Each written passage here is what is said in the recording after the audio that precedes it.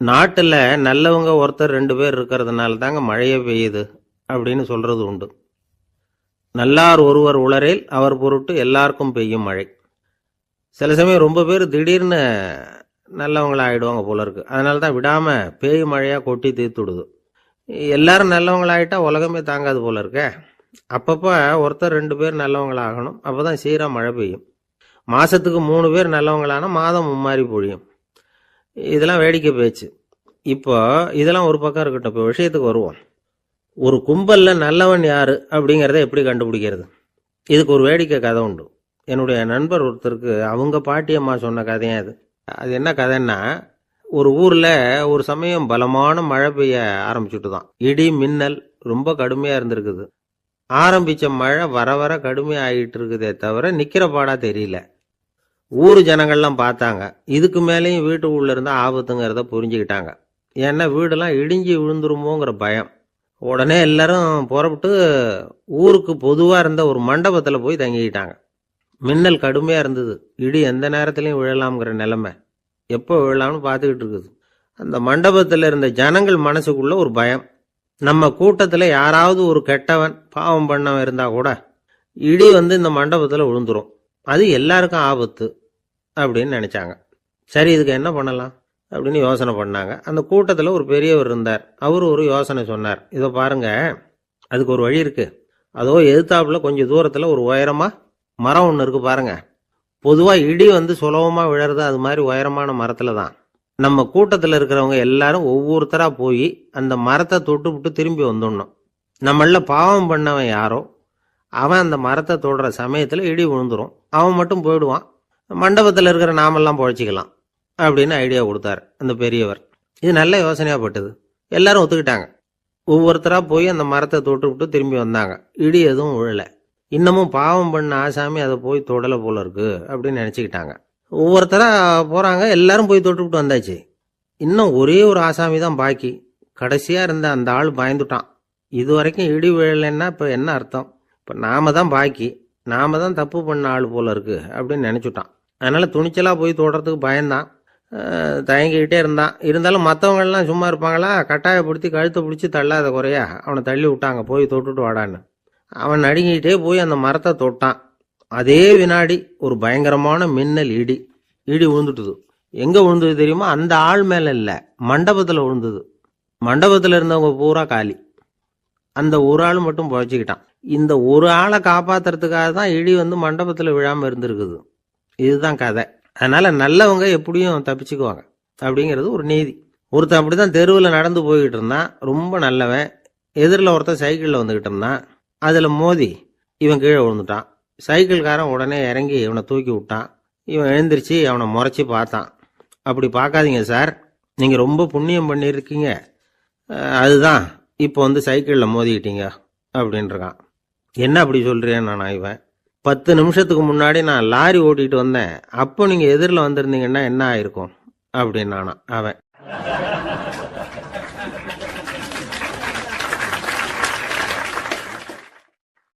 ஒரு ஊர்ல ஒரு பெரிய செல்வந்தர் இருந்தார்.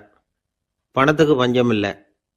அதனால இந்த உலகத்துல முடியாத காரியம் எதுவும் இல்லைன்னு நினைச்சார். பணம் இருந்தாலே அந்த நினப்பு தானா வந்துடும். அதனால இவரும் அப்படி நினைச்சதுல ஒன்றும் தப்பு இல்லை. அந்த ஊருக்கு குருநானக் ஒரு தடவை வந்தார். அவருக்கு இந்த செல்வந்தர் ரொம்ப பிரமாதமா ஒரு வரவேற்பு கொடுத்தார். ஊர் எல்லையிலேயே எங்க வீட்டுக்கு விருந்து சாப்பிட்டுட்டு போகணும்னு கேட்டுக்கிட்டார். அவரும் சரின்னு ஒத்துக்கிட்டார். உடனே தன்னுடைய பங்களாவில் ஒரு பெரிய விருந்துக்கு ஏற்பாடு பண்ணார். குருநானக்கை அழைச்சிட்டு வீட்டுக்கு போனார். உட்கார வச்சார். ஐயா, நான் இந்த ஊர்லேயே ரொம்ப பெரிய வசதி உள்ளவன். என்னால் எல்லாம் முடியும். உங்களுக்காக நான் என்ன செய்யணும்னு சொல்லுங்க. எதுவாக இருந்தாலும் பரவாயில்ல, எவ்வளவு செலவானாலும் பரவாயில்ல, என்னால் செய்ய முடியும். என்ன செய்யணும்னு சொல்லுங்க, அது போதும், நான் செய்கிறேன் அப்படின்னு நான் ரொம்ப பணிவா. இதை கேட்டதும் குருநானக் சிந்திச்சார் கொஞ்ச நேரம். அதுக்கப்புறம் தன்னோட சட்டை பைக்குள்ள கையை விட்டு ஒரு பழைய ஊசி ஒன்று எடுத்தார். அந்த செல்வந்தர்கிட்ட கொடுத்தார். இதை பாருங்க, இவ்வளவு தூரம் நீங்கள் கேட்கறதுனால சொல்கிறேன். எனக்கு நீங்கள் செய்ய வேண்டிய உதவி இதுதான்னார். ஊசியை கையில் வாங்கிக்கிட்டு இதை என்ன செய்யணும்னு சொல்லுங்க அப்படின்னார் அவர். நீங்கள் செய்ய வேண்டியது என்னன்னா, இந்த ஊசியை பத்திரமா வச்சிருக்கணும். நாம் 2 பேரும் இறந்து போனதுக்கு பின்னாடி இன்னொரு உலகத்தில் நாம் சந்திக்கக்கூடிய வாய்ப்பு இருக்குது. அப்போ இந்த ஊசியை என்கிட்ட கொண்டாந்து கொடுக்கணும். இதுதான் நீங்கள் எனக்காக செய்ய வேண்டிய உதவி அப்படின்னார் குருநானக் லேசாக சிரிச்சுக்கிட்டே. இதை கேட்ட உடனே இந்த பெரியவர் முழிக்க ஆரம்பிச்சிட்டார். அது எப்படிங்க, நான் சாகிறப்ப எப்படி இந்த ஊசியை எடுத்துக்கிட்டு இன்னொரு உலகத்துக்கு வர முடியும்னார். ஊசி மாதிரி ஒரு சின்ன பொருளை கூட இந்த உலகத்தை விட்டு நாம் போகிறப்ப எடுத்துகிட்டு போக முடியாதுங்கிறப்போ உங்களோட செல்வத்தையெல்லாம் எப்படி அங்கே எடுத்துகிட்டு வர போகிறீங்க அப்படின்னு கேட்டார் குருநானக். அதுக்கப்புறம் தான் அந்த பெரியவர் யோசிக்க ஆரம்பித்தாராம். குருநானக் சொல்கிறார், இதை பாருங்க, நாம் செய்கிற நல்லது கெட்டது தான் கடைசி வரைக்கும் நம்ம கூட இருக்கும். அடுத்தவங்க நல்லா இருக்கணுங்கிறதுக்காக பொருளை செலவு செய்யணும். அப்படி செய்யலைன்னா எந்த பிரயோஜனமும் இல்லை அப்படின்னார். அதுக்கப்புறம் தான் அந்த செல்வந்தரின் அறிவு கண் திறந்து தான். உடனே குருநானக்கை வணங்கினார். ஐயா, என்கிட்ட இருந்த ஆணவம் போயிட்டுது, இனிமேல் என்கிட்ட இருக்கிற செல்வத்தை நல்ல வழியில் செலவழிப்பேன் அப்படின்னாராம். நம்மகிட்ட இருக்கிற பணம் எப்பவும் நம்ம கூடவே வந்துக்கிட்டு இருக்காதுங்கிறதுக்கு இது ஒரு உதாரணம். அதுக்காக நாம் பணம் சேர்க்கறத பற்றி கவலைப்பட வேண்டியதில்லை, பேசாமல் படுத்து தூங்கிக்கிட்டு இருந்தால் போதும் அப்படின்னு இதுக்கு அர்த்தம் பண்ணிக்கக்கூடாது. முறையான வழியில் பணம் சேர்க்கணும், அதை முறையான வழியில் செலவு பண்ணணும். அதனால் ஏற்படக்கூடிய மன நிறைவு இருக்கு பாருங்க, அது அனுபவிச்சவங்களுக்கு தான் தெரியும். சொர்க்கத்துக்கு போகிறவங்க இங்கேருந்து பணத்தை எடுத்துகிட்டு போக முடியாது. ஆனால் நம்ம செல்வத்தை இங்கே மற்றவங்களுக்கு பயன்பட செய்து அதனால் ஏற்படுற புண்ணியம் இருக்கு பாருங்க, அதை எடுத்துகிட்டு போக முடியுமா. இதுதான் ஆன்மீகவாதிகள்லாம் சொல்கிற கருத்து. ஜான் நியூட்டன் ஒருத்தர், அவர் சொன்னார், நான் எப்போவாவது சொர்க்கத்துக்கு போய் சேர்ந்தேன்னா அங்கே 3 அதிசயங்களை பார்ப்பேன்னார். என்னன்னு கேட்டாங்க. நான் யார் யார் இருக்க மாட்டாங்கன்னு நினச்சிக்கிட்டு இருந்தேனோ அவங்களில் சில பேர் அங்கே இருப்பாங்க, அது ஒரு பெரிய அதிசயம்னார். சரி, அடுத்தது என்ன? 2வது அதிசயம் என்னன்னா, அங்கே இருப்பாங்கன்னு நான் எதிர்பார்த்த சில பேர் அங்கே இருக்க மாட்டாங்க அப்படின்னார். சரி, 3வது பெரிய ஆச்சரியம் என்ன அப்படின்னா, நான் அங்கே இருக்க பாருங்க, அதுதான் அந்த 3வது அதிசயம் அப்படின்னாராம்.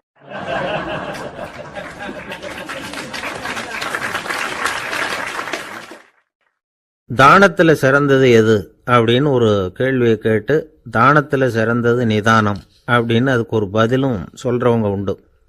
நிதானம் ரொம்ப அவசியம், அதுவும் இன்றைய உலகத்துக்கு ரொம்ப அவசியம். இன்றைக்கி உலகம் ரொம்ப பரபரப்பாக போய்கிட்டு இருக்குது. பொறுமையாக இருக்கணும்னு நினைக்கிறவங்களால கூட அப்படி இருக்க முடியறதில்ல. பொறுமையை சோதிக்கிறது மாதிரி பல சம்பவங்கள், அதையெல்லாம் சந்திச்சே தீர வேண்டியிருக்குது.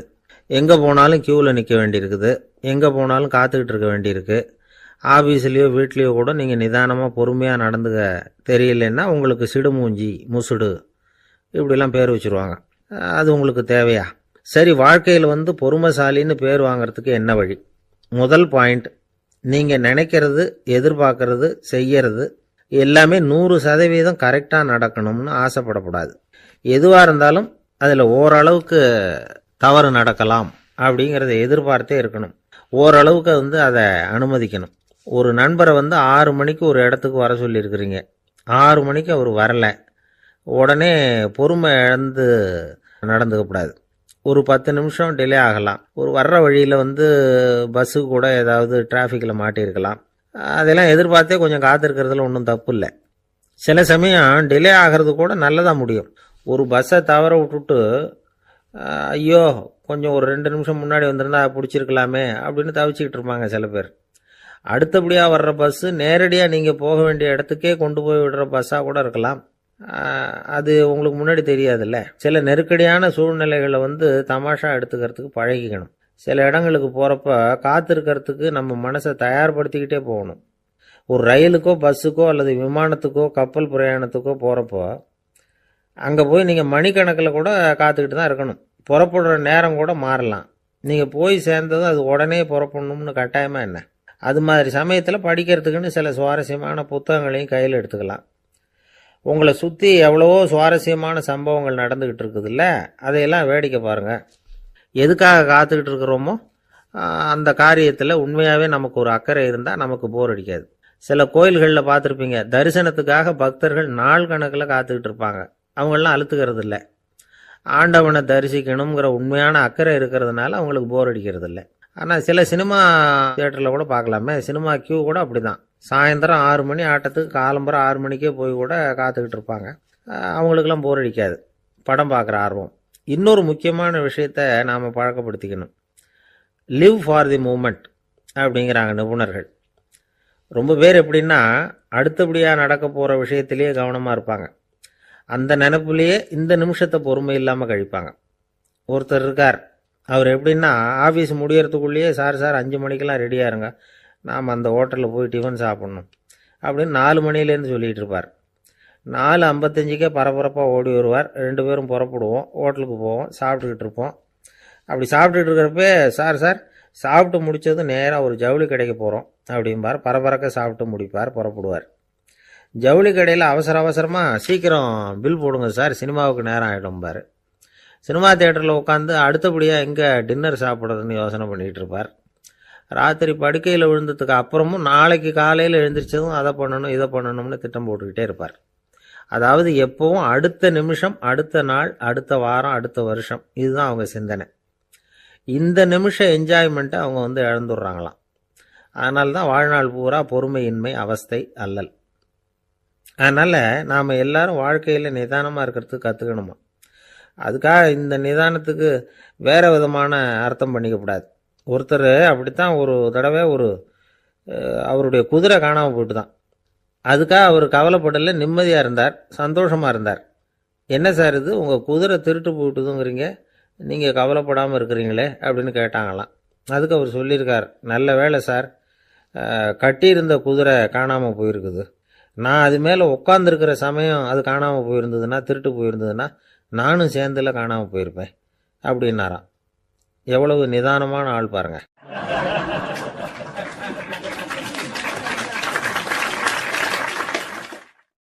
ஒரு ஊரில் ஒரு ஆள் இருந்தான், தையல் கடை வச்சுருந்தான். அவங்கிட்ட ஒருத்தன் ஒரு சட்டை துணி எடுத்து கொடுத்து தைக்க சொல்லியிருந்தான். வர்ற சனிக்கிழமை வா, வாங்கிட்டு போ அப்படின்னு அவன் சொல்லியிருந்தான். அதே மாதிரி இவன் வந்தான். அவன் தச்சு வச்சிருந்த சட்டையை கொடுத்தான். இவன் வாங்கி அங்கேயே போட்டு பார்த்தான். கை நீளம் ஒன்றுக்கு ஒன்று வித்தியாசமாக இருந்தது. வலது கை இடது பக்கத்தை விட நீளம் குறைச்சலாக இருந்தது. அவன் முணுமுணுக்க ஆரம்பிச்சுட்டான், என்ன இது இப்படி தைச்சுட்டியேன்னு. இதுக்கு அவன் சொன்னான், ஐயையோ இதுக்காகவா சங்கடப்படுறீங்க, வலது கையை மட்டும் கொஞ்சம் உள்ளே இழுத்தாப்புல வச்சுக்கிட்டிங்கன்னா சரியாக போகுது. மற்றபடி அந்த சட்டையில் உள்ள கலை அம்சத்தை கவனிங்க, எவ்வளோ அற்புதமாக தைச்சிருக்கேன் பாருங்கள். ஒரு சின்ன குறைய இப்படிலாம் பொருட்படுத்த வேண்டியதில்லை. நான் சொன்னது மாதிரி கையை கொஞ்சம் உள்ளே இழுத்தது மாதிரி வச்சுக்கிட்டு நடந்து போங்க, ஜோராக இருக்கும் அப்படின்னா. அவனும் யோசித்து பார்த்தான். சரியான யோசனையாக தான் தோணுச்சு. கொஞ்சம் முயற்சி பண்ணி வலது கையை கொஞ்சம் உள்ளே இழுத்து சட்டை சரியாக இருக்கிறது மாதிரி பண்ணிக்கிட்டான்.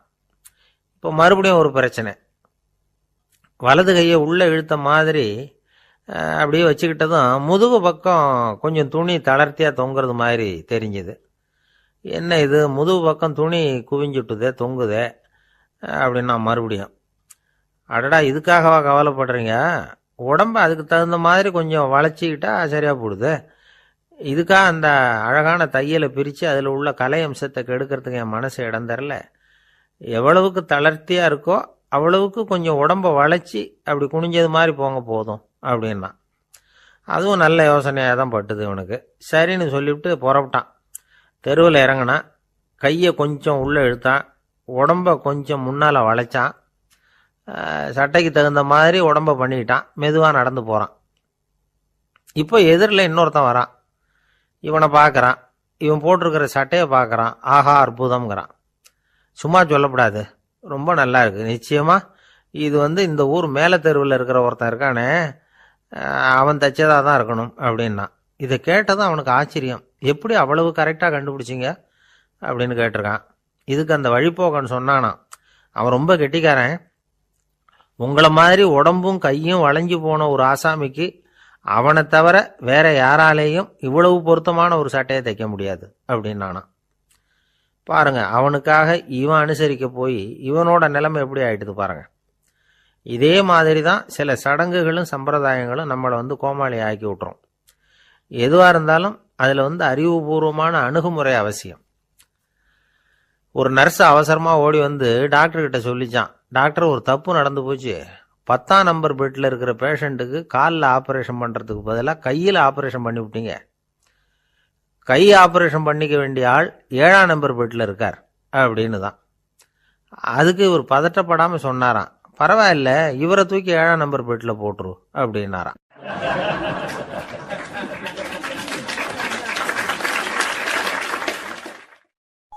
எனக்கு தெரிஞ்ச ஒருத்தர் இருக்கார்.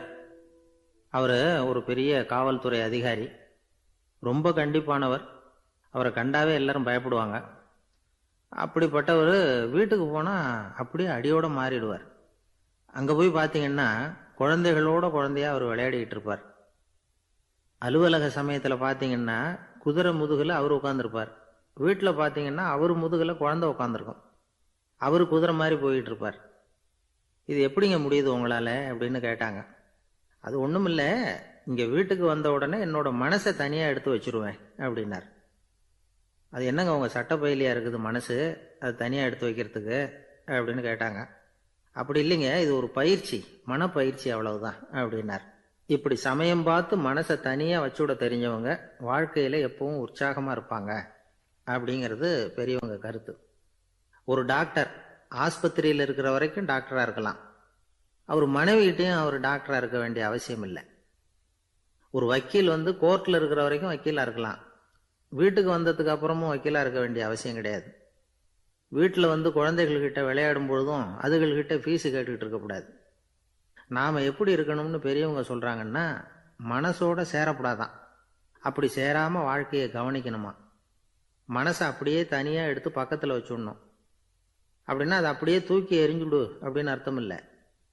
ஏன்னா மனசுங்கிறது நமக்கு உபயோகப்படக்கூடிய ஒண்ணுதான். எப்போ எப்போ அது தேவையோ அப்பப்போ எடுத்து உபயோகப்படுத்திக்கணும்.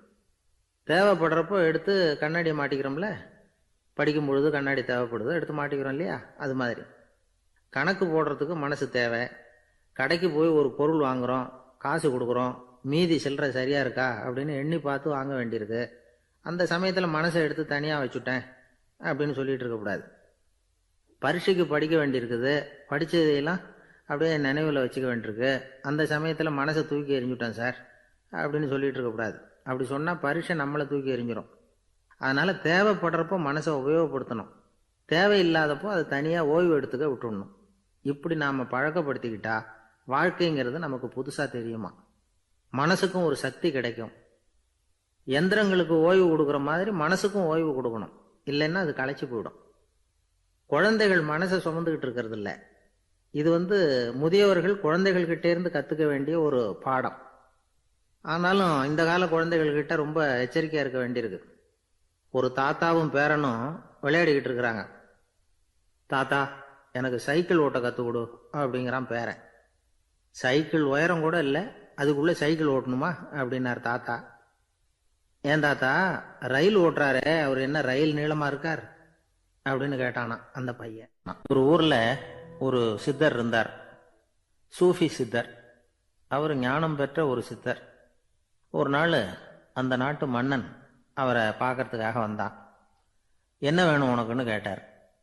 நான் கடவுளை பார்க்கணும், அதுக்கு நீங்க தான் உதவி பண்ணணும் அப்படின்னா அவன்.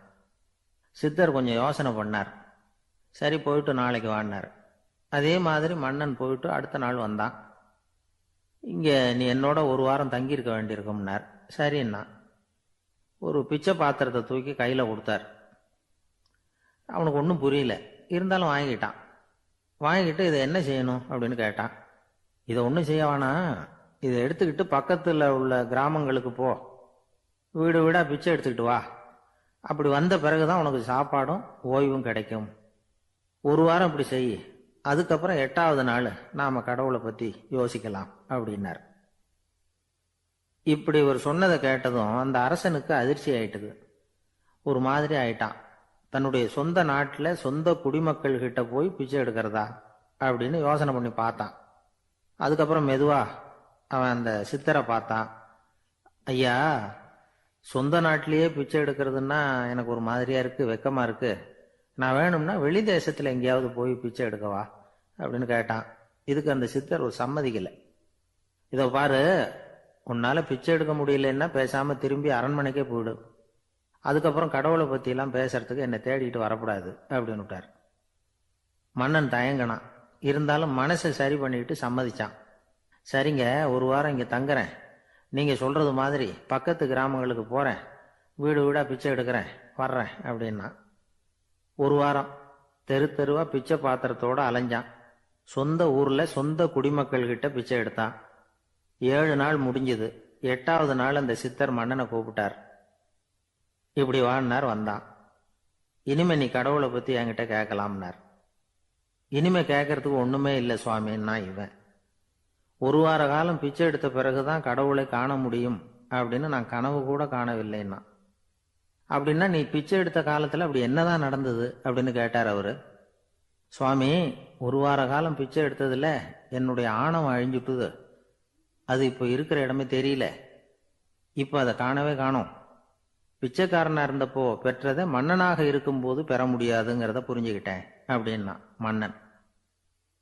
அடக்கம் பிறந்தவுடன் தெய்வீக கதவுகள் திறந்து கொள்ளுகின்றன அப்படிங்கிறார் ஓஷோ.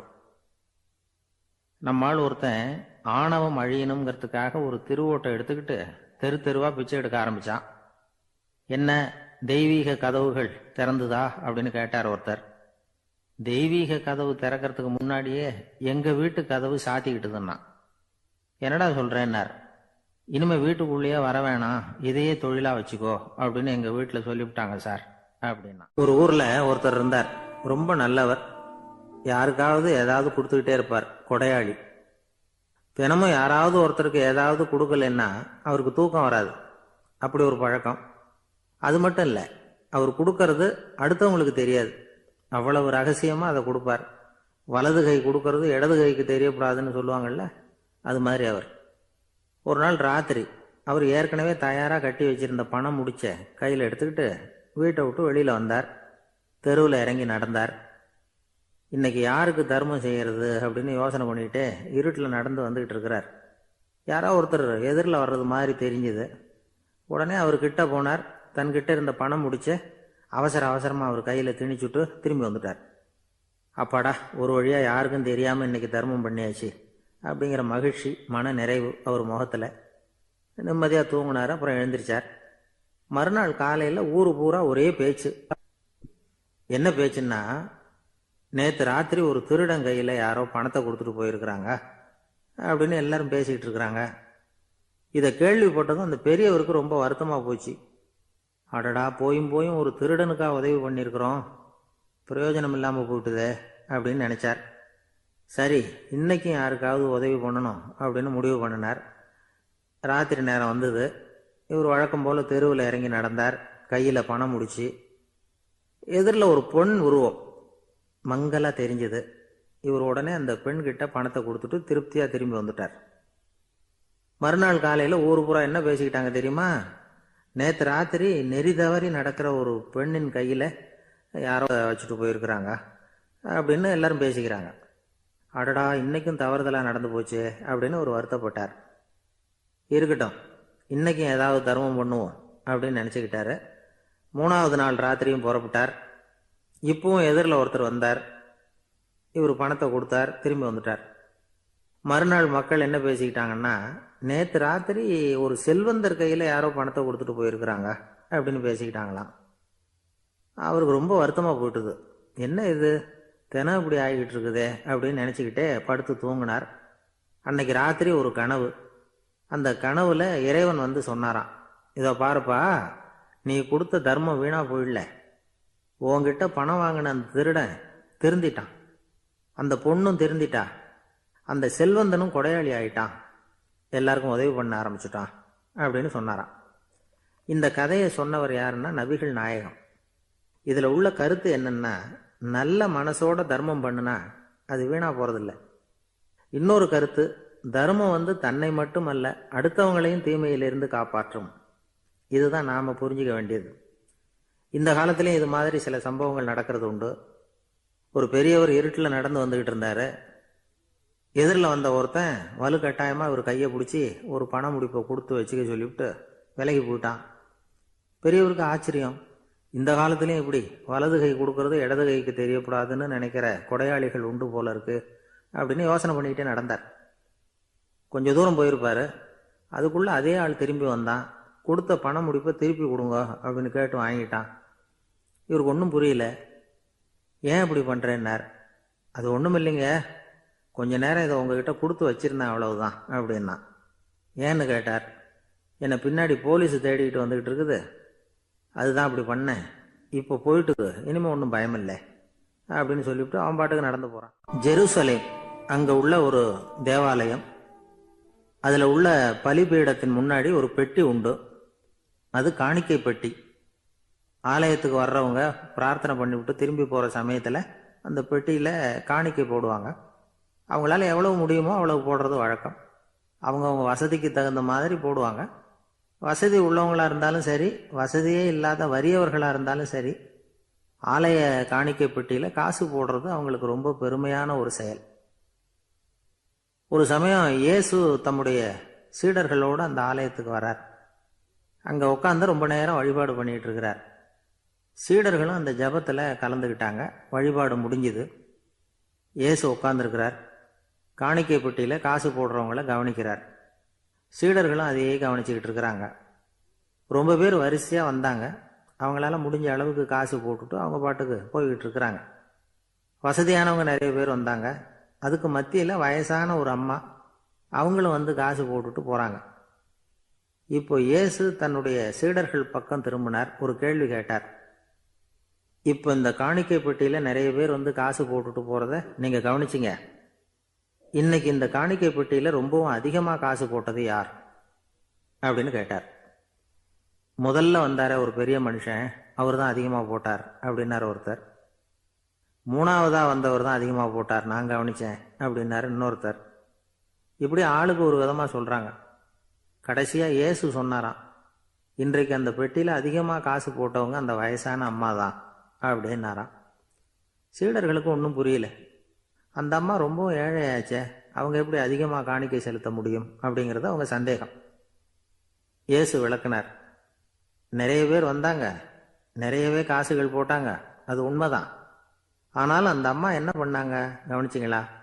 வந்தாங்க, தன்னுடைய காசு பையை திறந்தாங்க, அப்படியே கொட்டுனாங்க. அதில் இருந்தது ரெண்டு காசுகள் தான். அந்த 2 காசும் காணிக்கை பெட்டியில் விழுந்துட்டுது. மற்றவங்கள்லாம் தங்கள்கிட்ட இருந்த செல்வத்தின் ஒரு சிறு பகுதியை எடுத்து பெட்டியில் போட்டாங்க. ஆனால் இந்த அம்மா தன்கிட்ட என்ன இருந்ததோ அதை அப்படியே போட்டுட்டாங்க.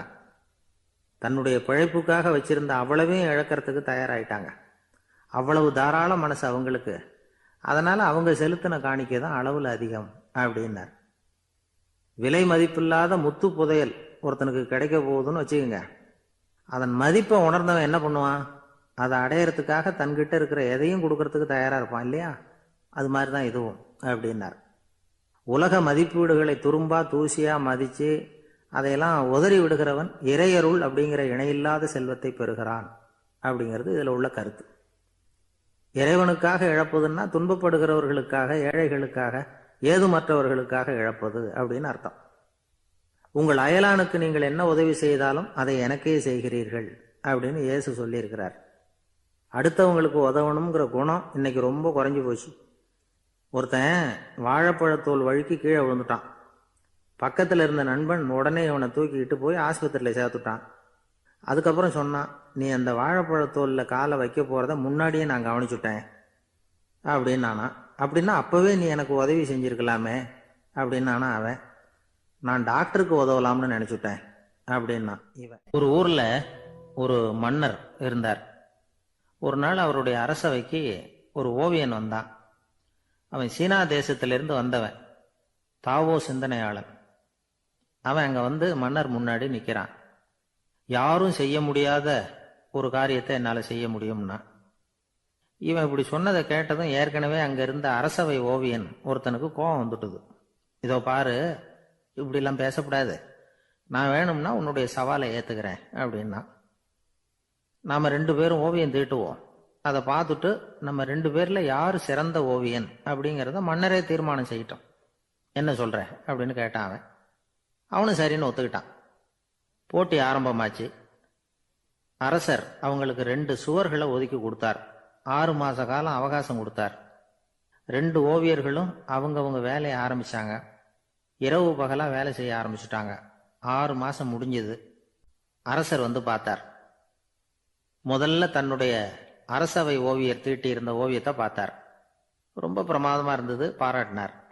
இதோ பாரு, உன்னுடைய ஓவியம் அற்புதமாக இருக்கு, உயிரோட்டம் உள்ளதா இருக்குது, கலையின் உச்சமே இதுதான், இதை விட சிறந்த ஒரு ஓவியத்தை வேற யாராலையும் படைக்க முடியாது அப்படின்னார். அதுக்கப்புறம் அந்த சீன ஓவியன்கிட்ட போனார். எங்க உன்னுடைய ஓவியம்னு கேட்டார். திரைச்சீலையை விலக்கி விட்டு பாருங்கன்னா மன்னர் அந்த திரைச்சீலையை விளக்குனார். உள்ள ஓவியம் இருக்க வேண்டிய இடம் கண்ணாடி மாதிரி தெரிஞ்சுது. அவன் அந்த 6 மாச காலமா அந்த சுவரை தேய்ச்சி தேய்ச்சி கண்ணாடி மாதிரி ஆக்கி வச்சிருக்கிறான். அதுக்கு நேரா எதிர் சுவரில் அரசவை ஓவியம் தீட்டின ஓவியம் இருக்கு. அது எதிரில் இருந்த இந்த கண்ணாடியில பட்டு பிரதிபலிக்குது. மன்னர் யோசனை பண்ண ஆரம்பிச்சார். அப்புறம் அந்த சீன ஓவியனை பார்த்து கேட்டார், இதை பாரு, நீ என்னுடைய ஆளை தோற்கடிச்சுட்ட அப்படிங்கிறதுல சந்தேகம் இல்லை. ஆனாலும் எங்களை ஏமாத்தி இருக்கிற, எந்த ஓவியமும் நீ வரையலையே அப்படின்னார். அரசே, இதுதான் உண்மையான ஓவியம், உயிருள்ள ஓவியம். இது மனோபாவங்களை பிரதிபலிக்கும், மாறுகின்ற காலங்களை அப்படியே காட்டும் அப்படின்னா அந்த சீன ஓவியன். கையால வரைகிற ஓவியங்கள்ல சலனம் இல்லை, கண்ணாடி அப்படி கிடையாது. சக்தியின் ஓட்டம் அதுல எப்பவும் இருந்துகிட்டே இருக்கும். கண்ணாடி மட்டுமே ஜீவனுள்ள ஓவியமா இருக்க முடியுங்கிறத அந்த சீன ஓவியன் தெரிஞ்சு வச்சிருந்தான். ஏன்னா அவன் ஒரு தாவோ சிந்தனையாளன். ஒவ்வொரு குழந்தையும் இந்த கண்ணாடியோட தான் பிறக்குது. ஆனா நாம என்ன செய்யறோம்னா ஓவியங்களை கண்ணாடி மீது பதிப்பிச்சு விடுறோம். கண்ணாடி நம்மளை பிரதிபலிக்குது. நம்முடைய அழகோ அவலட்சணமோ கண்ணாடியை பாதிக்கிறது இல்லை. ஏன்னா அதுக்கு மனம் கிடையாது. கடந்து போன வினாடியை பத்தி அது சிந்திக்கிறது இல்லை. அடுத்த கணத்தை பத்தின எதிர்பார்ப்பும் அதுகிட்ட கிடையாது. அதுதான் பற்றற்ற நிலை. மனிதனுக்கு தேவைப்படுறது அதுதான். கண்ணாடி கிட்ட இருந்து நாம கற்றுக்கொள்ள வேண்டிய பாடம் இது. வாழ்க்கையில மனிதர்களை நேசிக்கலாம், உலகின் அழகையெல்லாம் பிரதிபலிக்கலாம், ஆனா எதையும் பற்றி கொண்டு விடக்கூடாது அப்படிங்கிறது பெரியவர்கள் அறிவுரை. துயரம்ங்கிறது பற்றுக்களின் சாயை.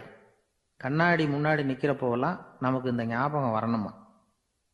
ஒரு குடும்ப தலைவர் ஒரு நாள் காலையில விடிஞ்சு எழுந்திரிச்சதும் சத்தம் போட்டார். யார் இந்த கருங்குரங்கு படத்தை என் ரூம்ல கொண்டாந்து மாட்டி வச்சது அப்படின்னு கத்தினார். சமையல் கட்டில இருந்து மனைவி பதில் சொன்னாங்க, தூக்க கலக்கத்துல உளராதீங்க, நல்லா பாருங்க, அது படம் கிடையாது, முகம் பார்க்கிற கண்ணாடி அப்படின்னாங்க. ஒரு ஊர்ல ஒருத்தர் இருந்தான். ஏதோ ஒரு சின்ன அலுவலகத்துல வேலை பார்த்துக்கிட்டு இருந்தான். ரொம்ப ஏழை. வர்ற கொஞ்சம் வருமானத்தை வச்சு வாழ்க்கையை ஓட்டிக்கிட்டு இருந்தான். ஒரு நாள் தெரு வழியா அவன் நடந்து வந்துகிட்டு இருக்கிறான். தெருவில் ஒரு காசு கிடந்தது. அதை பார்த்துட்டான். அது குனிஞ்சு எடுத்தான். அது ஒரு பழங்கால காசு. அந்த காசு நடுவில் ஒரு துளை இருந்தது. அதாவது துளையிட்ட நாணயம். பழங்காலத்தில் புழக்கத்தில் இருந்த ஒரு நாணயம் அது. துளையிட்ட நாணயம் கிடைச்சதுன்னா ரொம்ப நல்லது, அது அதிர்ஷ்டம் அப்படின்னு ஒரு நம்பிக்கை உண்டு. இவன் கையில் அது கிடைச்சதும் ரொம்ப சந்தோஷப்பட்டான்.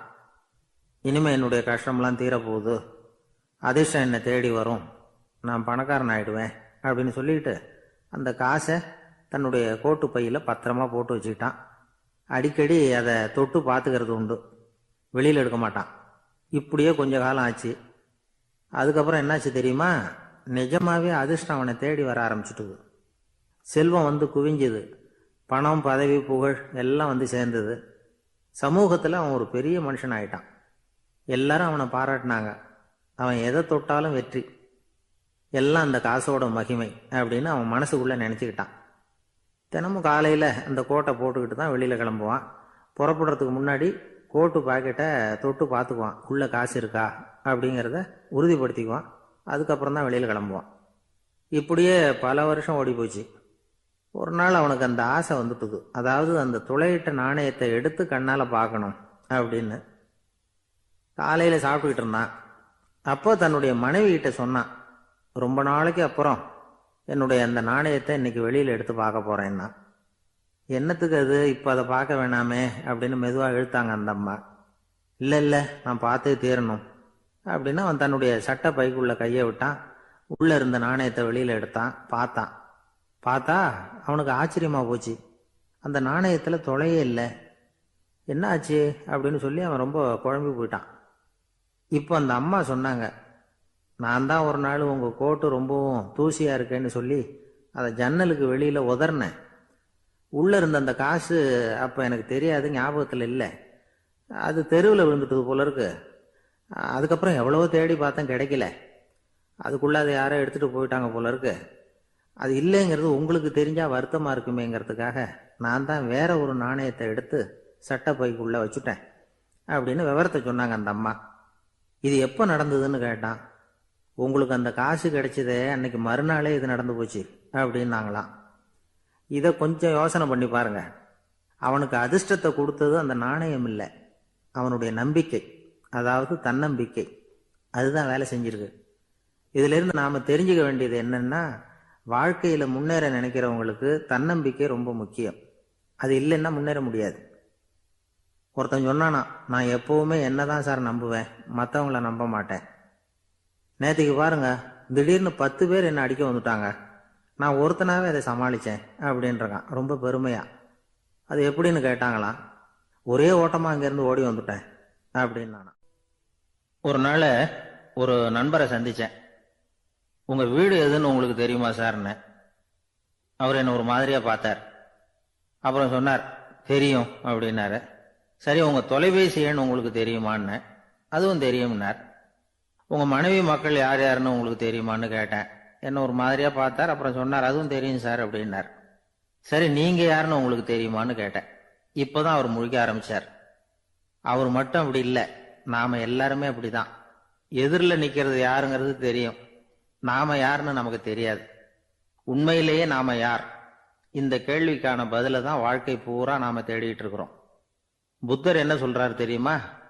நீங்க கடவுளை பத்தி கவலைப்பட தேவையில்லை, உங்களை பத்தின கவலை உங்களுக்கு இருந்தா போதும் அப்படிங்கிறார். நான் யார், எனக்கு ஏன் இந்த கவலை அப்படின்னு உங்களை நீங்களே கேட்டுக்குங்க அப்படிங்கிறார். நாம ஏன் கடவுளை படைச்சோம்? அது ஒரு நழுவல் முயற்சியாம், அதாவது தன்னிடமிருந்து தானே தப்பிக்கிற ஒரு முயற்சியாம். இப்படிதான் அதை சொல்றாங்க அறிஞர்கள்லாம். மக்கள் பொய்யான பிரச்சனைகள்ல ஆர்வமா இருக்கிறாங்க, அதுக்கு தீர்வு காணவும் முயற்சி பண்றாங்க. கடவுளை பத்தி விவாதிக்க எல்லாருக்கும் விருப்பம், தன்னுடைய சுயம் பற்றிய பிரஜையே இருக்கிறது இல்ல. ஆகக்கூடிய விஷயம் என்னன்னா, கடவுள் சமாளிப்புக்கு பயன்படுத்தப்படுகிறார். மனவியல் என்ன சொல்லுது தெரியுமா?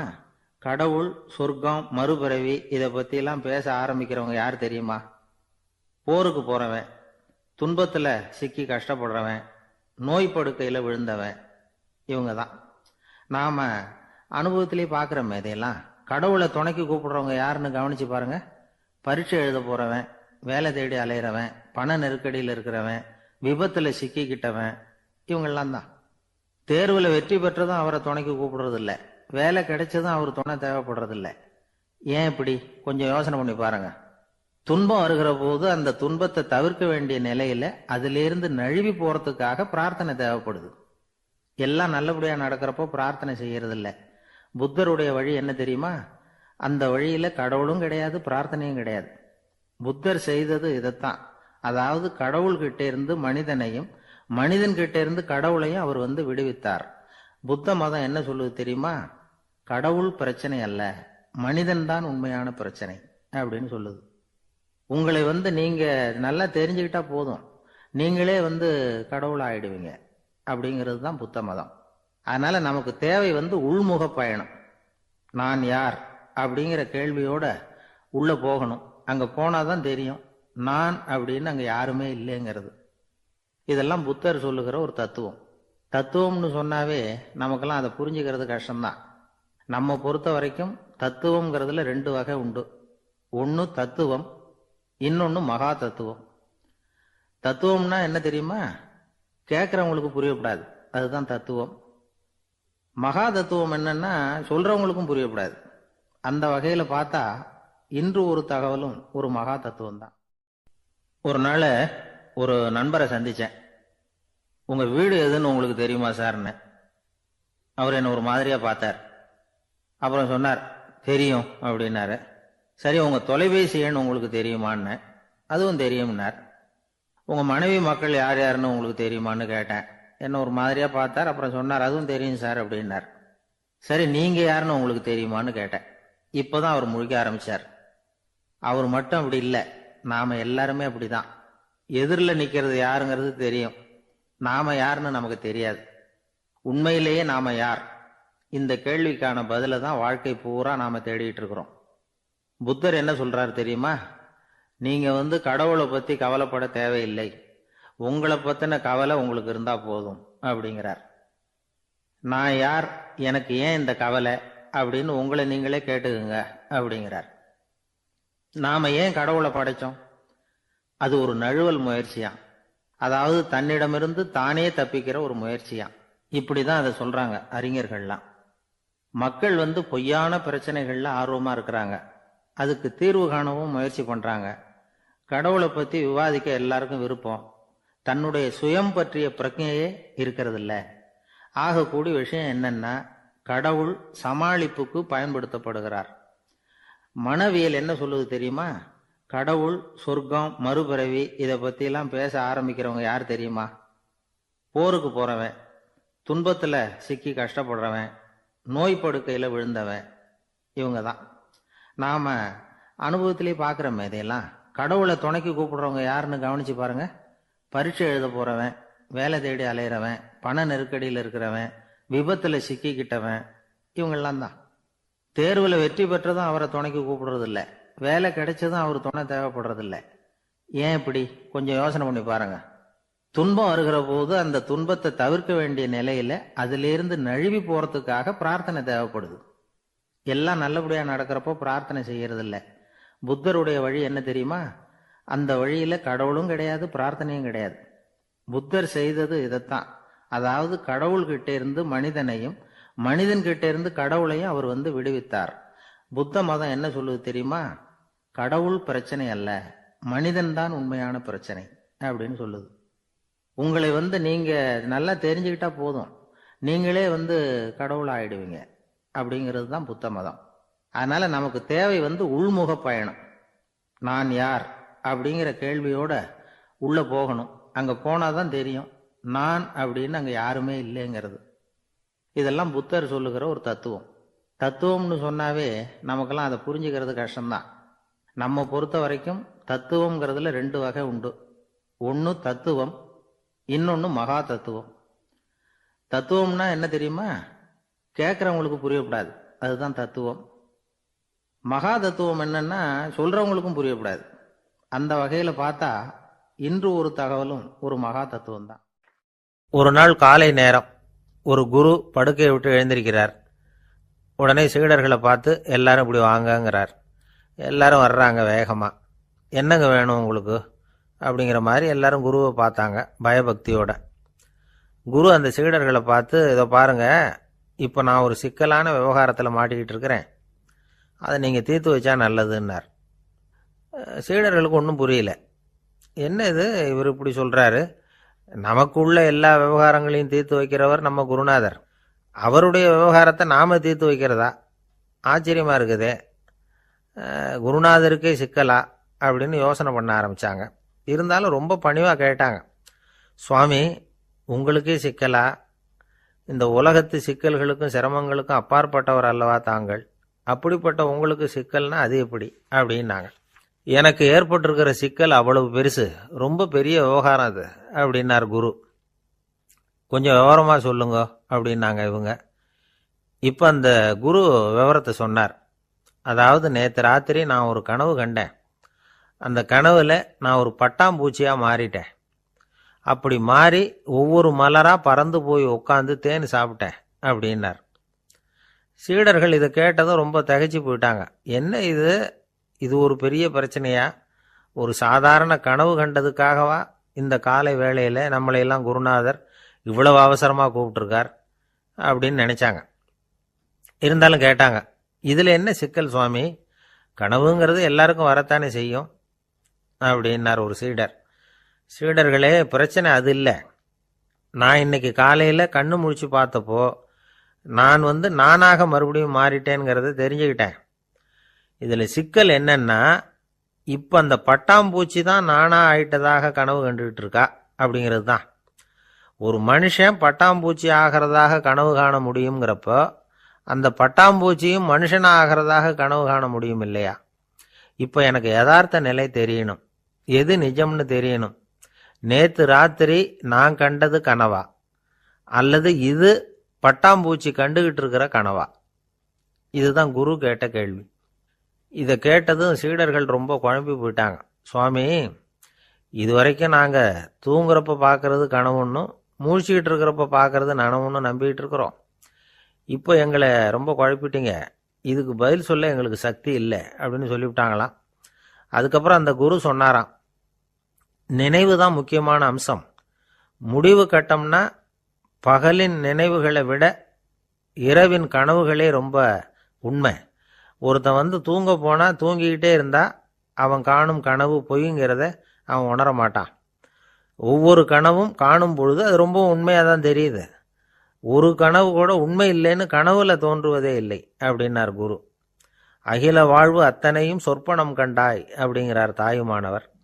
ஆகையினால நம்ம கனவுலேருந்து நாம் என்னைக்கு முழிச்சிக்க போகிறோம் அப்படிங்கிறது தான் ஒரு முக்கியமான கேள்வி. ஒருத்தர் வந்தார், காலில் கட்டோடு வந்தார். என்னங்க காலில் கட்டுன்னு? சார், நேற்று ராத்திரி தூக்கத்தில் எங்கள் வீட்டு கூரையில் ஏணியை சாத்தி வச்சு இறங்கினப்போ வழுக்கி விழுந்து காலை உடச்சிக்கிட்டேன்னார்.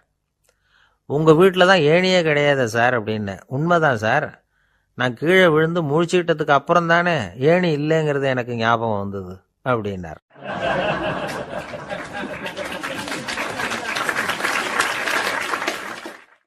ஒரு ஊரில் ஒரு குரு இருந்தார், ஜென் குரு. அவரை தேடிட்டு ஒரு மன்னர் வந்தார். வந்தவர் ஜப்பான் மன்னர். தோட்டக்கலையை பற்றி தெரிஞ்சுட்டு போகிறதுக்காக அவர் வந்தார். எப்படி தோட்டம் அமைக்கிறது அப்படிங்கிறத பற்றி அந்த குரு விவரமாக சொல்லி கொடுத்தாரு. ஒரு நாள் 2 நாள் இல்லை, 3 வருஷம் கற்றுக் கொடுத்தார். அதுக்கப்புறம் சொன்னார், நான் கற்றுக் கொடுத்துட்டேன், இனிமேல் நீங்கள் போகலாம், போய் தோட்டம் அமைக்கலாம். அதுதான் உங்களுக்கு பரிசை. தோட்டம் அமைச்ச பிறகு சொல்லி அனுப்புங்க, நான் பார்க்குறேன். நீங்கள் இங்கே என்னவெல்லாம் கற்றுக்கிட்டீங்களோ அதையெல்லாம் அங்கே செயல்முறையில் செஞ்சு காட்டுங்க அப்படின்னு சொல்லி அனுப்பி வச்சார். மன்னர் போனார். அரண்மனைக்கு பக்கத்திலே ஒரு பெரிய தோட்டத்தை உண்டு பண்ணினார். அழகான மரங்களையும் செடிகளையும் உருவாக்கினார். கிட்டத்தட்ட 1000 தோட்டக்காரர்களை பயன்படுத்தி 3 வருஷங்கள் முயற்சி பண்ணி அந்த அழகான தோட்டத்தை உருவாக்கினார். குருகிட்ட இருந்து செய்தி வந்தது, நாளைக்கு தோட்டத்தை பார்க்குறேன் அப்படின்னு. மன்னர் உடனே சுறுசுறுப்பாயிட்டார். முதல் நாளே தோட்டத்தை சுத்தப்படுத்தினார். ராத்திரி பூரா யாரும் தூங்கலை. எல்லாருக்கும் தோட்டத்தை ஒழுங்குபடுத்துகிற வேலை. அது அந்தந்த இடத்துல ஒழுங்காக இருக்குதா அப்படின்னு சரி பார்த்தாங்க. ஒரு தவறும் இல்லாத வகையில் அதை ஒழுங்குபடுத்தினாங்க. மறுநாள் குரு வந்தார், தோட்டத்தை பார்த்தார். அவருக்கு கோபம் வந்துட்டுது. மன்னருக்கு ஆச்சரியம், எப்பவும் சிரிச்சுக்கிட்டே இருக்கிறவர் இப்போ எப்படி இருக்கிறாரே அப்படின்னு. மெதுவாக குருக்கிட்ட போய், எல்லாம் சரியாக தானே இருக்குது அப்படின்னார். எல்லாம் சரிதான், ஆனாலும் எங்கே அந்த பொன்னிற காற்று அப்படின்னார். உதிர்ந்த இலைகள், பொன் மஞ்சள் நிற இலைகள் காற்றில் அப்படி புரண்டு ஓடுவதை நான் பார்க்க முடியவில்லையே அப்படின்னாராம். அது இல்லாமல் இந்த தோட்டம் உயிரோட்டம் உள்ளதாக இருக்காது, இதில் பாடல் இல்லை, ஆடல் இல்லை, அதெல்லாம் இல்லாமல் இந்த தோட்டம் ரொம்பவும் செயற்கையாக தெரியுதேன்னாராம். மன்னர் இப்போதான் யோசனை பண்ணார். கீழே கிடந்த காஞ்சி போன இலைகள் மட்டும் இல்லை, மரத்தில் இருந்த காஞ்சி போன இலைகளையும் அப்புறப்படுத்தி சுத்தமாக வச்சிருக்கிறார். இறப்பும் வாழ்க்கையினுடைய ஒரு பகுதி தான். மரணம்ங்கிறது வாழ்க்கைக்கு எதிரானது அல்ல, அதை நிரப்பும் ஒரு பகுதி தான் அது. மரணம் இல்லையில் வாழ்க்கையே இல்லை அப்படிங்கிறது பெரியவங்க கருத்து. இப்போ அந்த தோட்டம் அழகாக தான் இருக்குது, இருந்தாலும் அது ஒரு ஓவியம் மாதிரி உயிர் இல்லாமல் இருக்கு. குரு ஒரு வாளியை கையில் எடுத்துக்கிட்டார். தோட்டத்தை விட்டு வெளியில் போனார். ஏற்கனவே வீசி எறிந்த அந்த சருகுகளை எல்லாம் அள்ளி கொண்டுகிட்டு வந்தார். உள்ள எல்லா இடங்கள்லையும் அதை வீசினார். உடனே காற்று அந்த காய்ந்த சருகுகளையும் பழுத்த இலைகளையும் அசைக்க ஆரம்பிச்சுட்டுது. இப்போ அங்கே சலசல சத்தம், சங்கீதம், இலைகளின் நடனம், ஓவியம் மாதிரி இருந்த அந்த தோட்டத்துக்கு இப்போ உயிர் வந்துட்டுது. இதுதான் அந்த பொன்னான காற்று அப்படின்னாராம் குரு. மன்னருக்கு புரிஞ்சுது. மிகப்பெரிய ஜென் கேள்வி ஒன்று உண்டு. உம்மான் அப்படிங்கிற ஒரு பெரிய குருவை பார்த்து துறவி ஒருத்தர் கேட்டாராம், இலைகள் எல்லாம் கீழே விழுந்து மரங்கள் மொட்டையாக இருக்கும் பொழுது என்ன நடக்கும்? இதுதான் கேள்வி. இதுக்கு உம்மான் சொன்ன பதில் பொன்னான காற்று, தி கோல்டன் விண்ட் அப்படின்னாராம். இதுக்கு என்ன விளக்கம்னா, உன்னுடைய எண்ணங்கள் எல்லாம் உன்னுடைய மனசிலிருந்து கீழே விழுந்து உனது உள்ளுணர்வானது மொட்டையாக நிற்கும் நிலைதான் அது. உனது வேர்களின் அருகில் காற்று வீசுகிறது. எல்லா எண்ணங்களும் உன்னிலிருந்து வெகு தூரத்துக்கு புரண்டு கொண்டே சென்று விடுகிறது. நீ அவற்றை கடந்து விட்டால் நீ அவைகளுக்கெல்லாம் மேலெழுந்து கீழே பார்ப்பவனைப் போல நிற்க ஆரம்பித்து விடுவாய். அதுதான் தியானம் என்பது அப்படின்னு சொல்றாங்க. தியானம்ங்கிறது எண்ணத்துக்கு எதிரானதில்லை. தியானம்ங்கிறது எண்ணங்களை கடந்து செல்வது தான். அதுக்கப்புறம் நாம பொன்னிற காற்றுல ஆட ஆரம்பிச்சிருவோம். இதுதான் பெரியவர்கள் சொல்றது. என்கிட்ட ஒருத்தர் தோட்டம் அமைக்கணும்னு யோசனை கேட்டு வந்தார். எல்லாம் சொல்லி கொடுத்தேன். செடிகள்லாம் செழிப்பா வளரணும்னா வேர் காயாம பார்த்துக்குங்க, தினமும் தண்ணி விடுங்க அப்படின்னு சொல்லி அனுப்பி வச்சேன். 1 மாதம் கழிச்சு அவர் தோட்டத்தை பார்க்கறதுக்காக போனேன். போய் பார்த்தா எல்லா செடியும் வாடி கிடக்குது. என்னங்க இப்படி பண்ணிவிட்டீங்கன்னு. நீங்கள் சொன்னபடி தான் செஞ்சேன்னார். என்ன செஞ்சீங்கன்னு கேட்டேன். வேறு காயாமல் பார்த்துக்க சொன்னீங்க. தினமும் ஒரு தடவை எல்லா செடியையும் ஒவ்வொன்றா பிடுங்கி பார்த்து வேறு காயாமல் இருக்கா அப்படின்னு பார்த்துட்டு அதுக்கப்புறம் தண்ணி பாய்ச்சினேன், அவ்வளவுதான் அப்படின்னார். கடற்கரை ஓரமாக ஒரு பெரியவர் கையால் மணலை கீறிக்கிட்டே உட்காந்துருக்கிறார். என்னத்தையும் தேடிட்டு இருக்கிறது மாதிரி தெரிஞ்சுது. மெதுவாக கிட்டத்தில் போய் என்னத்தை தேடிட்டு இருக்கிறீங்க அப்படின்னு கேட்டோம். அவர் சாவகாசமாக நிமிந்து பார்த்து நிம்மதியை தேடிட்டு இருக்கிறேன்னார். நாங்கள் ஒரு மாதிரி ஆகிட்டோம். இருந்தாலும் சமாளிச்சுக்கிட்டு, சார் மணலில் கிழிஞ்சல் தான் கிடைக்கும், நிம்மதி கிடைக்காது அப்படின்னோம். சரி, இன்னைக்கு வசமா நம்மகிட்ட ஒரு ஆள் மாட்டிக்கிட்டார் அப்படின்னு நினச்சி அவர் பக்கமாக போய் உட்காந்துக்கிட்டு கதை சொல்ல ஆரம்பிச்சிட்டோம். ஒரு பெரிய மன்னர் இருந்தார். அவருக்கு எல்லா வசதியும் இருந்தது. இருந்தாலும் ஒரே ஒரு குறை. அது என்னன்னா நிம்மதி இல்லைங்கிற குறை. அரண்மனையில் தினமும் கலை நிகழ்ச்சி, நாட்டியம் எல்லாம் நடந்துக்கிட்டு தான் இருந்தது. இருந்தாலும் நிம்மதி இல்லை. சரி, நிம்மதி எங்கே கிடைக்கும் அப்படின்னு தேட ஆரம்பித்தார். உடனே அதுக்கான முயற்சிகளில் தீவிரமாக இறங்கினார். நாட்டில் உள்ள தத்துவ மேதைகளை எல்லாம் கூப்பிட்டுட்டு வர சொன்னார். எல்லாரும் சேர்ந்தாங்க. அவங்கள பார்த்து நிம்மதி எங்கே இருக்குது அப்படின்னு விசாரித்தார். அவங்களுக்கு அது தெரிஞ்சால் ஏன் இப்படி ராஜா முன்னாடி நின்றுட்டு இருக்க போகிறாங்க? ராஜாவோட கேள்விக்கு ஒவ்வொருத்தரும் ஒவ்வொரு மாதிரி விளக்கம் கொடுக்க ஆரம்பிச்சிட்டாங்க. எந்த பதிலும் ராஜாவுக்கு திருப்தி அளிக்கக்கூடிய அளவுக்கு இல்லை. சரி, போயிட்டு வாங்கன்னு சொல்லி அவங்களெல்லாம் அனுப்பி வச்சுட்டார். ஒரு நாள் அவர் மாளிகையில் உப்பருகையில் நின்றுட்டு இருக்கிறார். அந்த சமயத்தில் தெருவில் ஒரு பிச்சைக்காரன் ரொம்ப உல்லாசமாக பாட்டு பாடிக்கிட்டே போய்கிட்டு இருக்கிறான். குரலில் ஒரு சந்தோஷம், நடையில் ஒரு மிடுக்கு. அவங்ககிட்ட கொஞ்சம் கூட கவலை இருக்கிறதா தெரியல. உடனே ராஜா இதை பார்த்தார். ஏவலாளிகளை கைதட்டி கூப்பிட்டார். உடனே ஓடி போய் அந்த பிச்சைக்காரனை இங்கே அழைச்சிட்டு வாங்கன்னு உத்தரவு போட்டார். இவங்க உடனே ஓடி போய் அவனை கூப்பிட்டாங்க. அரண்மனைக்கு வாழ்ந்தாங்க. அவன் வரல. அரண்மனைக்குள்ளே அடி எடுத்து வைக்க மாட்டேன்னு சொல்லிவிட்டான். ராஜா கிட்ட விஷயத்தை சொன்னாங்க. அவருக்கு ரொம்ப ஆச்சரியம், இப்படி ஒரு ஆள் இருக்கிறானா அப்படின்னு. சரி, அவன் என்னதான் சொல்கிறான் அப்படின்னு விசாரித்தார். இவங்க மறுபடியும் தெருவுக்கு போய் கேட்டாங்க. என்னை பார்க்கணும்னா ராஜா விருப்பப்பட்டார்னா அவரை வேணும்னா இங்கே வர சொல்லுங்க அப்படின்னு சொல்லிவிட்டான். அதை ராஜா கிட்ட சொன்னாங்க. அவருக்கு கோபம் வரல. இவ்வளவு சுதந்திர உணர்வோடு இருக்கிறவன் சாதாரண ஆளாக இருக்க முடியாது அப்படின்னு நினைச்சார். உடனே கிடுகிடுன்னு இறங்கி தெருவுக்கு வந்தார். பிச்சைக்காரங்கிட்ட போனார். நீ கவலைப்படாமல் சந்தோஷமாக பாடிக்கிட்டு போறியே, அது எப்படி முடியுது உன்னால அப்படின்னு கேட்டார். ஏன் அப்படி கேட்குறீங்கன்னு அவன், அதுக்கு இல்லை, எனக்கு அரண்மனையில் எவ்வளவோ சுகபோகங்கள்லாம் இருக்குது, இருந்தாலும் நிம்மதி இல்லை. இது ஏன்னு எனக்கு தெரியல. இந்த தேசத்தில் உள்ள அறிஞர்களை எல்லாம் கூப்பிட்டு கேட்டு பார்த்துட்டேன், அவங்களுக்கும் தெரியல. உன்னை கேட்டால் தெரியும்னு நினச்சேன், அதனால தான் சந்திக்கிறதுக்கு ஆசைப்பட்டேன். ஆனால் நீ வரமாட்டேன்னு விட்டியே அப்படின்னார். பிச்சைக்காரன் கடகடன்னு சிரிக்க ஆரம்பிச்சிட்டான். மகிழ்ச்சிக்கும் உங்களுக்கும் தடையா இருக்கிறது இந்த மாளிகை தான். இதை விட்டுட்டு வெளியில வந்துட்டா நிம்மதி தேடிட்டு வந்துடும்னா. நான் அரசன், எனக்குன்னு கடமைகள் இருக்கு, அதையெல்லாம் விட்டுட்டு எப்படி வர முடியும்னார் ராஜா. ரெண்டும் ஒரே நேரத்தில் கிடைக்கணுங்கிறது முடியாத காரியம். உங்க சுகபோகத்துக்கு விலையாதான் உங்க நிம்மதியை கொடுத்துக்கிட்டு இருக்கிறீங்க. என்ன பாருங்க, என்கிட்ட எதுவும் இல்லை, அதனால எதுவும் போயிடுமோங்கிற பயமும் இல்லை, நிம்மதியா இருக்கிறேன் அப்படின்னா அவன். ராஜா உடனே சந்தோஷப்பட்டு தன்னுடைய மேலங்கியை எடுத்து அவனுக்கு பரிசா கொடுத்தாரான். அவன் சிரிச்சுக்கிட்டே அதை வாங்க மாட்டேன்னு விட்டானான். இதை நீங்க எனக்கு கொடுக்கறதுனால எந்த பயனும் இல்லை, அதே நேரத்தில் அதை வாங்கிக்கிட்டேன்னா அடுத்த வினாடியிலிருந்து அதை எப்படி காப்பாத்துறதுங்கிற கவலை எனக்கு சேர்ந்துடும், அப்புறம் தூக்கம் வராது, நிம்மதி போயிடும் அப்படின்னு சொல்லிவிட்டு அவன் பாட்டுக்கு சந்தோஷமா பாடிக்கிட்டே போயிட்டான். நிம்மதி எங்க இருக்குங்கிறதையும் ராஜா தெரிஞ்சுக்கிட்டார். அந்த இடத்துக்கு தன்னால போக முடியாதுங்கிறதையும் அவர் புரிஞ்சுக்கிட்டார். இப்படி இந்த கதையை அந்த கடற்கரையில் மணலை கீறிக்கிட்டே உட்காந்துருந்தார அந்த பெரியவர்கிட்ட சொல்லி முடித்தோம். அவர் முகத்தில் ஒரு தெளிவு தெரிஞ்சுது. எங்களை நிமிர்ந்து பார்த்தார். ரொம்ப நன்றிங்க, இப்போ எனக்கு தெரிஞ்சு போச்சு, நிம்மதி வேணும்னா அதுக்கு என்ன பண்ணணும்னு இப்போ நல்லா புரிஞ்சுக்கிட்டேன் அப்படின்னார். என்ன புரிஞ்சுக்கிட்டீங்கன்னு கேட்டோம். இனிமே இந்த பக்கம் வந்தால் உங்கள் கண்ணில் படாத இடமா பார்த்து உட்காரணும்னு புரிஞ்சுக்கிட்டேன் அப்படின்னார்.